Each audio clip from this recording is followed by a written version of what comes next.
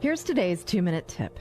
And it's still a little different today, and also it's still not a continuation of powerful people practices. Why? Because I still want to share something exciting with you.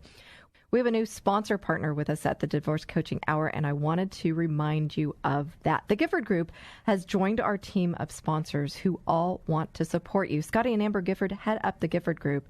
And friends, they are specialists in divorce real estate. When it comes to divorce, real estate is one of the largest, if not the largest, assets of the marital estate. It must be considered carefully in the dissolution of a marriage. Scotty and Amber are trained to do that with and for you. They help you uncover all the unknowns during divorce, like what your property is worth or if you should or could keep it.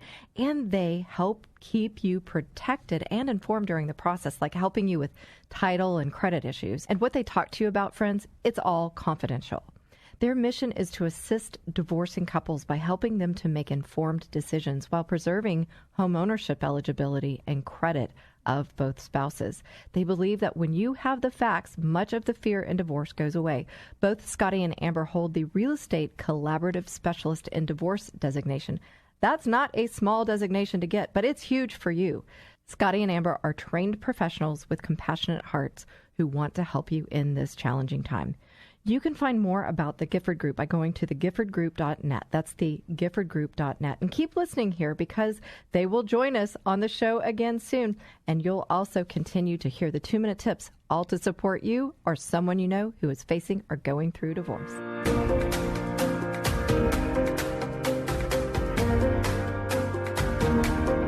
And we're back. Welcome back to the Divorce Coaching Hour. We're here with Amber and Scotty Gifford, and they are sharing their the personal side of things with regards to their newly blended family. Obviously, it's not completely new because you've been moving this direction.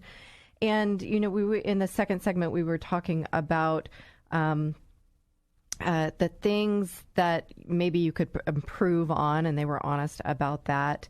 But where we came to was finding, again, what they did well, and they talked about 5 topics that they jointly determined were important for their family. And in there, where we got to was kind of going back to what I felt like kind of broke, in some ways, my marriage apart. And that's what we're doing here. We're sharing our experiences so people can learn what to do and what not to do. And what I felt was a challenge is there was really no clear leadership defined, and I did not feel supported as that step-parent role. And we were talking about in there, when it really works, we were talking about the triangle. And so, Scotty, I know you had some thoughts about that. Yeah, so I do believe that the triangle is 100% correct. We have to have something we believe in, and in our case, it's God, right? We believe Jesus is our Lord and Savior, and that me and Amber have come together to be the core of the family, right? Without us being there and supporting each other and having a strong commitment to each other, and then the rest of it's just going to crumble apart, right? If we're not strong, and if we don't take time for ourselves, if we don't take time to spend time alone and time to get away from everything, from the work and the kids and everything, because life is stressful, right? Life can be just bombard you from all sides. If we're not strong, though, nothing is strong. Nothing is strong. Yeah, and so I wonder about going back to that triangle and God at the center. That's the core. And one of the things I don't want to put words in your mouth, but one of the questions I wanted to ask you is, what are the keys to success in a blended family? Would you say a marriage focused on God? Yeah, and I think God is a great example of, if you go back to the Bible, there's so much to learn from there. Like, there's so many great stories and so many great parables and so many great just lessons in life that are there. To treat your wife like Jesus treated the church, right? So to honor her, and the same is back from her to women respect me. Respect your husbands. Exactly. And that's, my friends, huge. And women, we don't get it. And I'm not saying you and me, Amber, because I do believe that we do get it. But I remember now, I was saying some of the things that were wrong in my marriage. I was wrong in my marriage. I didn't understand that. I didn't understand, I am woman, hear me roar. I'm not going to submit. Mm-hmm. What shifted in my world now and in my relationship now is I even said to this person, I don't want to be in the leadership role. Right. So let's talk about that leadership role, Scotty. And as the man of the household, what would you say? Well, so we were talking about this earlier, like what we were going to talk about. And I thought, I was just, something kept popping up in my head, and it's the quote from, I think it's Mark 3:25. He's saying that, a house divided against itself, the house can't stand, right? So we know that if we're not supporting, we're the core of this house, right? We're the core of this family. So if, we're not on the same team, we're fighting against each other, we're pulling different directions, it's going to crumble. It's going to crumble quickly. And I think Amber said that we did talk about our communications, and we, I've did some study on about divorce too, right? But before even getting married, but going back to those 5 areas of where we agreed upon. Right, where you agreed upon. And you can always call yourself out on that and that communication. And so if we're talking about the core, you guys, and without that core with God at the center, the family's going to crumble. What would you guys then share with people who are out there listening, considering a blended family? For you, in the health of the couple, what are some tips and tools that you would share that have worked for you as the couple as you've blended your families? There's a lot of tricks. I mean, I think for me personally, there's my non-negotiables of like, hey, we have to have family dinner. It's very important to me because I feel like we can all come back together and discuss. I always do this thing too. I'm like, let's go around the table and talk about your good and your bad, or what are you excited about? I have a topic, and so whatever that topic may be, they each get a turn. And of course, the older ones are like, oh, but they do it, and I think they like it. It gets everybody talking. Something else that I love that Scotty and I do, and it was actually from a Saving Your Second Marriage Bible course we took, was called Withholds. And so let's just say something irritated me for the day. At the end of the night, we regroup, or when it's appropriate, and I'll say, it's like a compliment sandwich. Hey, thanks so much for emptying the dishwasher, but when I said it was bedtime and everybody was still up and you didn't do anything, it kind of irritated me, and could you please follow the schedule when it's bedtime, blah, blah, blah. But I really appreciate also you doing whatever.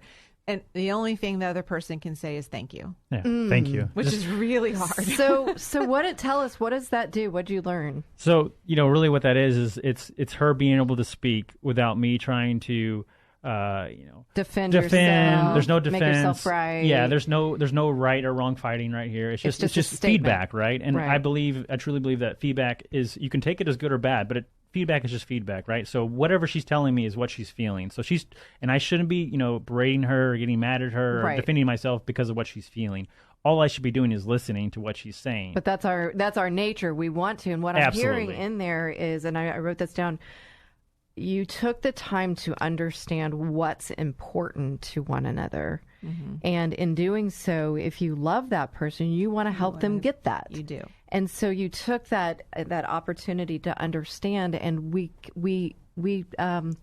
negate understanding when we come back in and make the whole feedback about ourselves. Oh, I didn't do the whole conflict, right? Mm-hmm.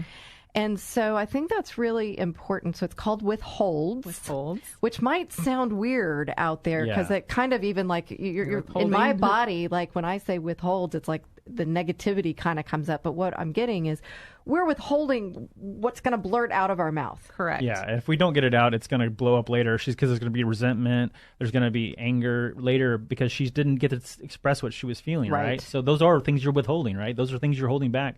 But you can't do it in the mess, of the day. Right. It's better to do it when you're together and alone and have time to talk about it. You're zipping your lip. You are. You're zipping your lip. You have to be very aware of yourself too. Like anytime we have a tiff or argument or something, I literally have to go by myself and go, where did I play a role?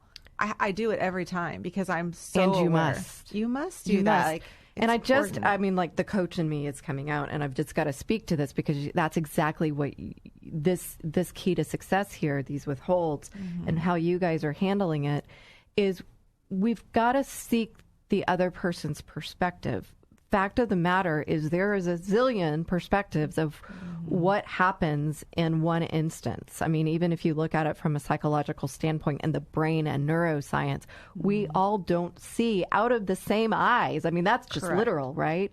And for us to take a moment, step away, process, ask ourselves, how's Scotty seeing this right now? What am I bringing to the table, right? Right. That's loving. That's honest. That is good communication. I mean, you push it to the kids too. I mean, to talk about the way that something made them feel. I think you have to know what your minds are, and sometimes you don't always know. Like Scotty might step on a past hurt of mine, and I don't know that it's a hurt, but he catches it before me, or I'll realize later, wow, that really made me mad when you said that or did that, and then we have to go back and discuss. But I try to realize, oh, that's a hurt from before. Yeah. And you sometimes project them forward. Sometimes you project them forward on your kids. You have an expectation of them that you have to be with this person and we're going to be a great family. It's not how it works. They need time and space to adjust, and they need the expectation of this is the plan. And I do believe that because we were meticulous about it and thought out and prepped them, this is what's going to happen, and we were slow about it, it worked out to our benefit. Doesn't mean we don't have problems. Well, because we do. Life is, it's going to opportunity opportunity the opportunity. Well, again, children. Yes. But yeah, I mean, I'm completely hearing that level of understanding. I just said this just earlier. Seek to understand. I like that. Not be understood. And I forget who quoted that, but it really is. And, in my relationship, there's something my significant other says is when something, maybe I'm quiet, I have a tendency to withdraw. Because I'm learning about that withdraw, but I'm trying to process it. And sometimes I can't even process what's going on. And he'll ask me the question, are you okay? Mm-hmm. Now, him knowing that I tend to get quiet when I withdraw, he'll say, are you being quiet? Mm-hmm. And that tells me he knows me. He's not judging me. But I think even with a child, are you okay? Because oftentimes what that implies is you're not saying, well, you're quiet and are you mad? And you're not judging them. You're just asking a simple, are you okay? Right. What are you thinking? What's on I never want any of them to feel like their feeling is not worthy, because how you feel is how you feel. You can be out of control with it, yes, but I always go back to how does this make you feel? Well, that's okay, but let's talk about the scenario. And speaking of talking, that's what we're doing. We're talking about blended families and the keys to success, what can go well, what maybe we can improve. And really, ultimately, as you step into that beyond divorce, how can you, not end up as another statistic? And that's what we're doing here on the show. We're always wanting to help people make better choices, even if it's moving beyond. And so, you guys, I can't believe it. We're already coming into the fourth segment. So stay tuned for final thoughts and hear about the next series coming up.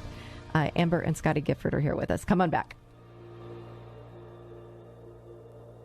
Friends, I'm so glad that you're listening to the Divorce Coaching Hour, and there's something I want you to know. I really want you to hear this. I, as a divorce coach and the host of this show, don't advocate for divorce in general. Our goal is to glorify God first and foremost by helping you save your marriage. The fact of the matter is that there are times when a marriage can't be saved. I know, I've been there.